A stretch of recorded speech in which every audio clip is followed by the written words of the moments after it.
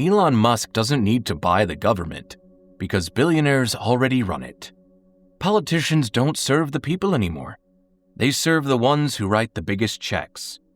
But a Russian playwright saw this coming nearly 200 years ago. Nikolai Gogol wrote The Government Inspector, a comedy about corrupt officials, blind ambition, and a broken system. This is the 1836 warning from Nikolai Gogol about the US government today. When The Government Inspector first hit the stage, people laughed, but not for long. The more they thought about it, the more they realized they weren't just watching a comedy, they were watching a reflection of their own world, a system built on lies, bribery, and self-interest. And the absurdity, that was the whole point. The plot is simple. A small-town mayor and his officials get word that a government inspector is coming undercover to investigate corruption. Panic spreads fast because they know exactly what they've done: stealing public money, taking bribes, and using their power for personal gain. If the inspector catches on, their entire scheme could collapse. But instead of fixing their mistakes, they scramble to cover them up. But here's the thing: there is no inspector. The man they assume is a government official is actually Ivan Kolesnikov, a broke, clueless bureaucrat from St. Petersburg. When the officials mistake him for the inspector, Kolesnikov plays along, enjoying the flattery, eating lavish dinners, and taking every bribe they offer him. He has no real authority, yet they treat him like the most powerful man in Russia. The town leaders never question Kolesnikov's credentials. They don't check his identity or ask for proof. They're so afraid of getting caught that they convince themselves he must be the inspector.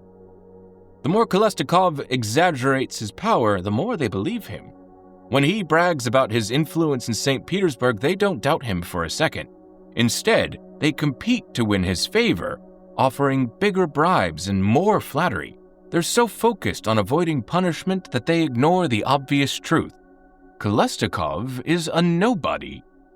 And then, just like that, he vanishes. The officials are left in chaos, scrambling to figure out what just happened. But before they can catch their breath, a messenger arrives with the worst possible news. The real government inspector has just arrived. The play ends in silence. The officials stand frozen, their faces blank with terror. The audience is left with a simple, chilling message. There are no more excuses. Their lies have caught up with them. What makes the government inspector so powerful is that it doesn't just expose corruption, it reveals how people in power deceive themselves. The officials aren't villains, they're ordinary men who've spent so long protecting their positions that they no longer know how to lead. They aren't plotting against the people, they simply don't care. Their goal isn't to govern, it's to stay in control, and that's exactly what we're seeing today. Gogol wrote about Tsarist Russia, but his message could easily apply to modern America. Corruption today doesn't look like a mayor stuffing cash into an envelope. Instead, it's billionaires funding politicians, corporations rewriting laws in their favor, and industries becoming so powerful that they control the very people who are supposed to regulate them. Tech moguls don't need to sneak bribes into briefcases. Take what happened in 2025. Sam Altman, Mark Zuckerberg, and Jeff Bezos each donated $1 million to President Trump's inauguration, with Bezos even offering to stream the ceremony on Amazon Prime Video, another $1 million in-kind donation. Just like the officials in Gogol's play scrambling to win the inspector's favor, these tech giants weren't donating out of goodwill.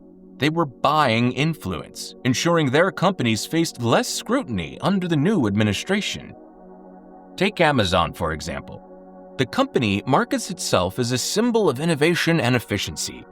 But behind the scenes, it spends millions lobbying for tax breaks, fighting against unions, and shaping regulations that keep competitors out.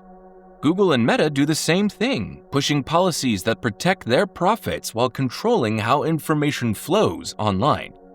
And when politicians claim to investigate these companies, it often plays out like a scripted performance. Congress calls in CEOs like Mark Zuckerberg or Elon Musk for public hearings. The questions sound tough, the media covers every moment, but once the cameras stop rolling, nothing changes. No real accountability, no new regulations, just a performance designed to make the public think someone is in control. But it's not just big tech. Lobbying influences every major industry, from healthcare to energy. The National Rifle Association has spent decades shaping gun laws, making sure stricter regulations never pass. Pharmaceutical companies like Purdue Pharma fueled the opioid crisis while lobbying Congress to avoid responsibility. The pattern is clear. The louder your wallet, the louder your voice. And politicians? Oh, they're always ready to listen, especially when donations are involved. Gogol understood this kind of empty spectacle. In The Government Inspector, the town's leaders scramble to look honest, not because they care, but because they need to keep their power. Modern politicians do the same. They give speeches about holding corporations accountable, but they still take donations from those same corporations. They propose bills to break up monopolies, but those bills get watered down until they're meaningless. The system isn't broken, it's working exactly as it's now designed. One of the most disturbing parts of The Government Inspector is how the corrupt officials fool themselves. They aren't just lying to the public, they believe their own lies. They surround themselves with people who agree with them, so no one ever questions their actions. Over time, they lose the ability to see their own mistakes. This mindset is alive and well in Washington today. Politicians who say they're fighting for the middle class take donations from billionaires. Lawmakers who claim they'll regulate big tech own stocks in the very companies they're supposed to oversee. Even when scandals break, few people face real consequences. Bank executives who cause financial crises settle out of court. Government officials who fail simply resign and move on to high-paying jobs as corporate consultants. The system protects its own because the people in charge designed it that way. Think back to the 2008 financial crisis. Big banks collapsed after years of reckless and illegal practices. Millions of people lost their homes, jobs, and life savings. But what happened to the people responsible? Not one top executive went to prison. Instead, they paid fines, negotiated settlements, and kept their wealth. The government bailed out the banks, not the people, making sure the cycle of greed and irresponsibility could continue. This is why Gogol's place still matters. It's not just about corruption. It's about a system where the powerful fear only one thing: getting caught. The officials in The Government Inspector aren't afraid of being punished, they're afraid of losing their power. And that's the same fear that drives Washington today. It's not about serving their public. It's about making sure their public never sees what really happens behind closed doors. Even when donations like those from Altman, Zuckerberg, and Bezos make headlines, the outcome rarely changes. Just like the officials in The Government Inspector, today's leaders scramble to appear accountable while quietly maintaining the status quo. The cycle continues because the system is designed to protect those at the top. If The Government Inspector teaches us anything, it's that corrupt systems don't fix themselves. Gogol doesn't give us a neat ending where justice wins. Instead, he leaves us with an unsettling truth. The cycle keeps going because the people in charge will do whatever it takes to stay in control. We see the same thing happen today. Every election season, candidates promise to fight corruption. They talk about standing up to corporate greed, breaking up monopolies, and restoring trust in the government. But once they're in office, their priorities shift. Bills get delayed, watered down, or quietly dropped. Meanwhile, billionaires keep shaping policy behind closed doors, monopolies grow stronger, and the cycle of performative outrage repeats itself. Take climate change. Politicians make passionate speeches about saving the planet. But behind the scenes, fossil fuel companies spend millions lobbying to block stricter regulations. These companies receive billions in government subsidies, ensuring their profits stay high even as the environment suffers. The result?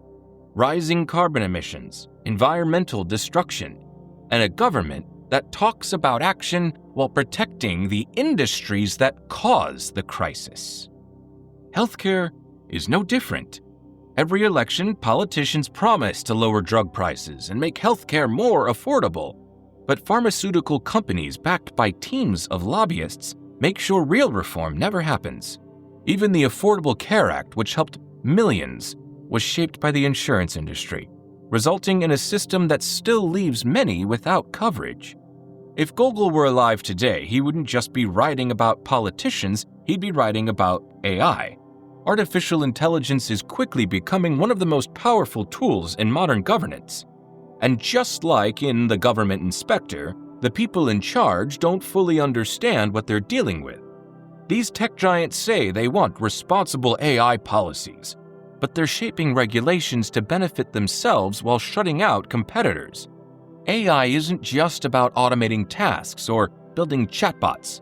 It's about controlling information, shaping public opinion, and influencing decisions we don't even realize we're making. Algorithms determine what news we see, what products we buy, and even how we vote. But here's the problem: these algorithms are created by private companies with almost no oversight.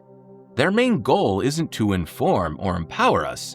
Their goal is to maximize their profits. But here's the thing: Gogol didn't write The Government Inspector to make people feel hopeless. He wrote it to wake them up, to show them that the system only works as long as people accept it. And that's where we have power.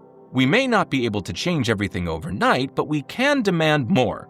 We can refuse to accept the performance and push for real accountability. Gogol saw it coming. Now the question is, what are we going to do about it? So the next time you hear a politician making big promises, or hear news about a tech billionaire who might be influencing policy behind the scenes, ask yourself, what would Nikolai Gogol think?